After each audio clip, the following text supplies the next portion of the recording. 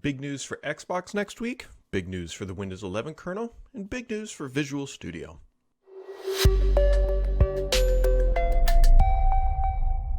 Happy Friday, friends. It is Friday. Another week has come and gone. I don't know. I can't explain that. Anyways, another week coming on. A little bit quieter in the world of Microsoft, although next week's going to turn out to be about a $70 billion banger in the EU. We'll get into that here in a second, but obviously Google had I/O, and that has some ramifications for things that Microsoft is working on and going to market with. And so let's just dive into the tech news, and then we'll get into the games and the questions. And life's a journey, so let's begin. That was what I cannot explain my mood this morning.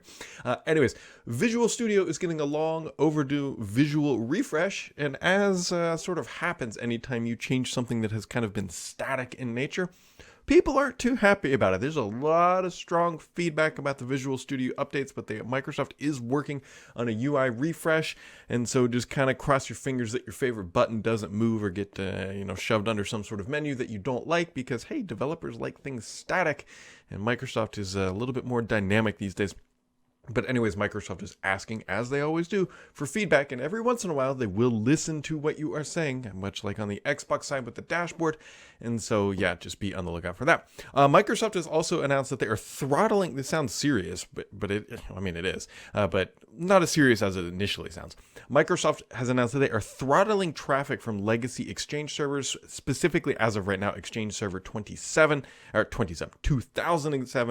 that sends mail to Exchange Online. Microsoft is worried about security vulnerabilities and other things kind of impacting their services, which is a fair cover for, maybe we're just looking at our stuff that's out of date and people that are still using it should really update. And so we're going to start throttling things and making your life less pleasant. But either way, if you are running Exchange Server 2007, you need to be paying attention to what is going on there. In the world of Windows, if you're on the insider rings, Microsoft is saying that the first Rust code is now showing up in the Windows 11 kernel, and I suspect that if this goes well, we'll start to see this roll out more frequently and faster. But that's a big change. Rust is a much more secure language that Microsoft is moving towards for a lot of their core components, and so yeah, this is a big deal for Windows 11. Microsoft on the Bing AI chat side has now added history, because we all love a little bit. No, it's history. It's right. It's exactly what it is. It's really, if you've used the ChatGPT interface where you can go back and go to previous conversations, you'll be able to do that soon through Bing AI if you can't already on your own instance. So other things coming out of the camp of Microsoft. Microsoft once again managed to shoot itself in the foot by announcing to all employees that they're not going to get raises this year, which just like this one is a little rough. Obviously, this comes from the top, but this feels like an Amy Hood thing. Maybe they're looking ahead and thinking, well, revenue's not going to be so great in the next couple quarters. We need to work on our margins, so let's just not pay our employees more, despite the fact that last quarter, we made $18 billion in net income. As a reminder, as I always like to say, net income is the amount of dollars they shoved into the bank account, and Microsoft looked at their employees and said, hey, thanks for helping us make that money. We're not going to pay you anymore. Now, granted, Microsoft, I believe, is going to be paying out their bonuses, and they are doing a stock buyback, and a lot of Microsoft employees are shareholders, but it just feels odd that if you're trying to attract talent and retain talent, telling them that, like, look, thanks for helping us make all this gobs of money, but no raises for you. No raises for you.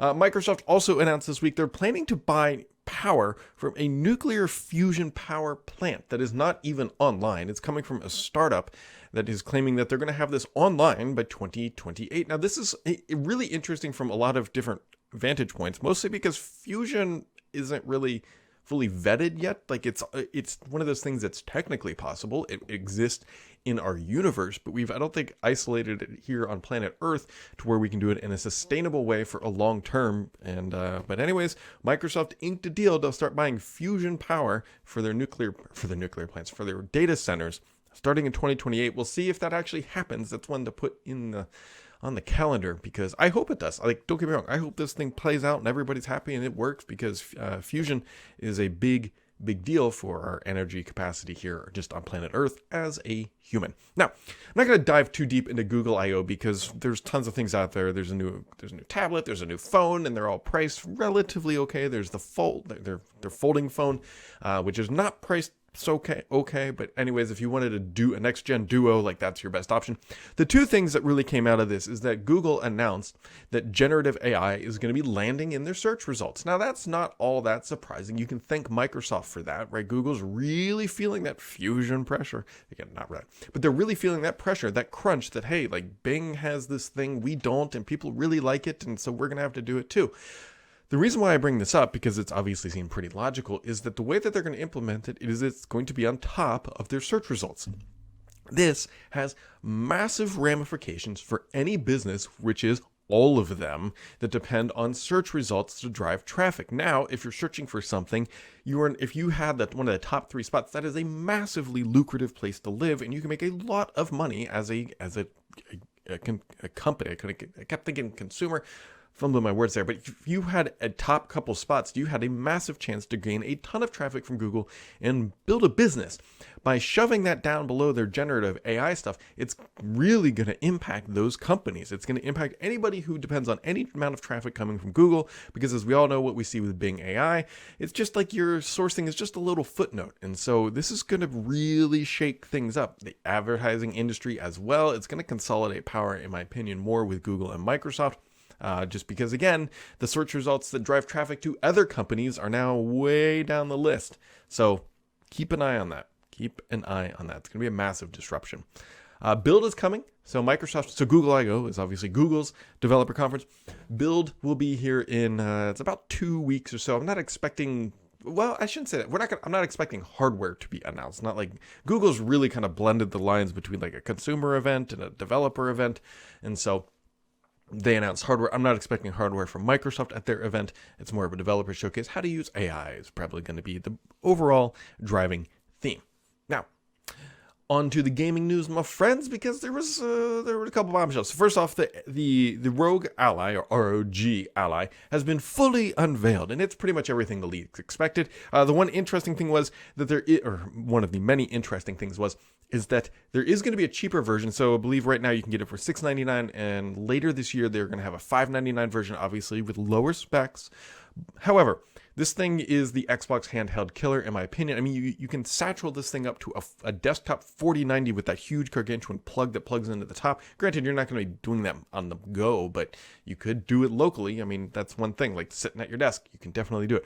This thing is the Xbox handheld killer. This to me would be very hard for Microsoft to compete with, because it has super high-end specs in one minor area, and that would be battery life. Battery life is actually pretty weak. Looks like if you're getting about 2-ish hours, something like that, when you're playing games, which on a decent flight, like really any flight for that matter, of like that's not a puddle jump or like a whatever interstate thing here in the US, you're gonna run out of juice on that flight. So the battery life is by far the weakest. If Microsoft could somehow do this with better battery life but at the same price, they can't.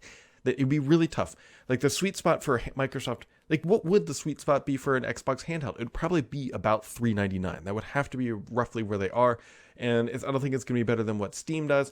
I mean, potentially they could get some Windows on there, but yeah, everyone really wants an Xbox handheld, but I think you have two really good options if you want mobile handheld gaming that encompasses games from the Xbox, the Steam Deck, and the Ally. So the other massive thing that is going to be happening as early as Monday is that Reuters is reporting that the EU is expected to announce their approval of Microsoft's $70 billion acquisition as early as Monday. So keep your eyes and ears peeled, my friends, because that will be cataclysmic across the industry after what happened with the CMA.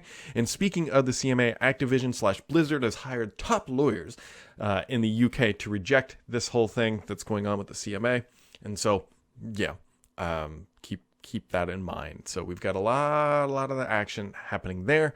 Monday should be super duper interesting. So on to the questions of the week. Let's refresh the thread. I tweet this out, so at BDSams on the Twitters. Oh, one other thing that I completely forgot that happened this week, that my own company, we launched a new app called Groupie 2. So obviously my company makes this. I was leading the team that develops this and shipped it and marketed it and all that stuff.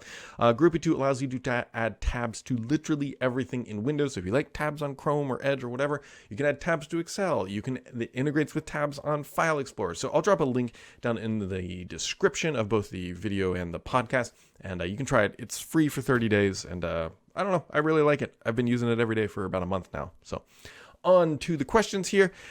JV632 says, hey, Brad, Zach Bowden, or as I refer to him as Zach and I are friends, might have let the cat out of the bag on the Surface Pro 10. He no longer expects it to see one this year. Are you hearing the same thing? And should I wait for it as opposed to the Pro 9? I haven't heard if it's been delayed past this year. I do believe that there's going to be a hinge change on the next version. So just keep that in mind if you're really attached to the hinge. The kind of the best way I think about it, especially right now, is if you need a device today, buy one today. If you're always waiting for the next thing, you're always going to be waiting. And so if you need one right now, the Pro 9 is an exceptional device and you'd be super happy with it. Jay Vicar says, hi Brad, this is Joe. Thank you for all the excellent Microsoft content. Thank you for all the excellent questions. What do you think of Google's AI announcements? Do you think they've caught up to OpenAI and Microsoft? And do you think their trajectory is aligned to surpass them? Or do you think they will continue to be behind if they haven't caught up already? So here's the thing. Right, Microsoft slash ChatGPT slash OpenAI were first out of the gate, so they had that first mover's advantage, right? So they got to the market, they're leading the industry. That is not really questioned. However, their ability to add more features and functions will plateau, where Google will close that gap. Yes, Bard was not as good as GPT. They were a different class of quality, right? Bard was way behind, but Google has near infinite resources and can dump just about a near infinite amount of money into their own solution. So they will close that gap. Will it ever be exactly the same? No, there will probably always be scenarios where one thing is better than other. Actually, Bing image search, I think, in my opinion, was superior to Google image search, but Google's basic search was way better than Microsoft's. I mean, you got to remember the Achilles heel of what OpenAI and what GPT are doing with Bing is that Bing's search engine still just wasn't as good as Google. So Google could have a competitive advantage just because they have a better search engine, right? We're not even in the early days. We're like in the primordial soup days of AI. And so if Google should be worried potentially about the short term and Microsoft disrupting some of their business, but long term, I think Google will be just fine and be able to build a comparable and competitive product to what Microsoft is doing. Time is the great equalizer, and just because you're first doesn't mean you're always best, right? Search engines existed long before Google showed up, right? But Google built a better mousetrap, and there could be another AI company that comes along that outsmarts both Microsoft and Google in this space. So I think it's still fair game that things are going to continue to change and evolve. The biggest thing that we can all agree on, at least I can fundamentally agree on, is that how we search for content today is going to change. Who can replace, who is the dominant player in that might not be Google anymore, might be somebody else, might be Bing. But how we search for content is going to change, is already starting to change. So Cadgart coming in with a couple questions. He says, good morning from Sweden. He says, I'm here for a 2-week vacation. I thought I'd listen to your podcast while on the train to Gothenburg. I've never been to Gothenburg. I've never been to Sweden, so I don't know. Obviously, I've never been to Gothenburg. What's the deal with what's the deal with the family Game Pass? If I assume we were waiting for when the ABK deal goes through. So that was my kind of assumption. But we've seen it floating around, and Microsoft is very clearly not being shy about the Game Pass, but they are sitting on their hands. I don't know if we're going to see it at the event in June. So Microsoft has an event coming up, right? A game showcase where they're going to do Starfield, and they're also going to have their basically Starfield and then other. And that might be a place where they do talk about it. That would be a great announcement. It is ready to go from my understanding of what is happening internally. And so maybe that is when we'll hopefully see it. He says, what games are you hoping to talk about at the June event? I think Starfield is a given. That is one thing I'm really excited to see. I hope we get some more information about Forza as well, right? Forza is coming this afternoon in the fall. That is one thing I hope we hear about. Avowed, I don't know if we're going to hear much about Avowed, but that's the other one that's kind of piquing my interest. That is still, right, it's on the horizon, but given how things have and haven't shipped for Microsoft, I suspect it's further rather than closer. So we'll see if any of those, we know 2 of those will definitely, but Avowed would be the nice, let's see what they have going on here. And then he comes in and says, I don't know how much you were into the handheld market, but the Steam Deck was a savior on my flight to Stockholm. Some reviews are out of the Asus Ally. I was curious what your opinion of that device is, if you have any. You can scroll it back a little bit in the podcast, but the opinions are, I think it's a great, if you're looking at a Steam Deck and saying, I really want the best handheld. If you want the best handheld, in my opinion right now, it's probably the Ally. Now, granted, we got to wait and see about durability. We got to see about longevity and how it works over, effectively in the real world. So maybe not drop your money on day one. But I think between the Steam Deck and the Ally, you have two wonderful options to get higher quality gaming, your PC games on your handheld, or on a handheld, I should say, in a pretty top class experience. And if you really just want everything, the Ally is the better option because it can do Xbox, it can do the whole, it can just do things a little bit better than the Steam Deck. So it's got Windows on there, and yeah.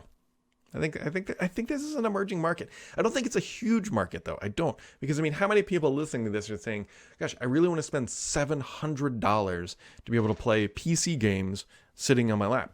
There is a market for that. There absolutely is a market for that, but it's not. I don't think it's as big as, say, the console market.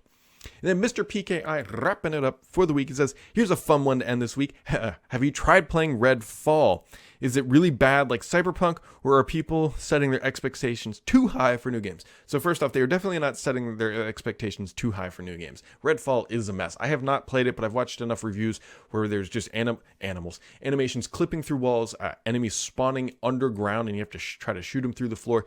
The game, by all means, is a mess. And no, I have not tried playing it. Maybe I'll give it a whirl here in a little bit, but it seems like I would never, like, I think I've said it multiple times here, like, Redfall was never really my type of game. Like, the zombie vampires demographic was never really, like, something I enjoyed. It just wasn't for me, although I did play a lot of Vampire Slayers, but that was less, whatever.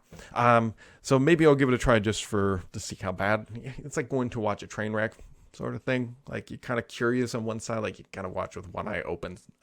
But yeah, I'm not rushing to download it if that isn't clear. So I'd be curious, Mr. PKI, have you tried it? I'd be curious to know your opinions. I'd be curious to know everybody else's opinions. So that wraps it up. Like I said, kind of a quieter week this week with Google I/O. We've got, I think next week will be super interesting. If Microsoft does get that approval in the EU, I'll be curious to see if there's any stipulations that are attached, which there probably will be in some capacity.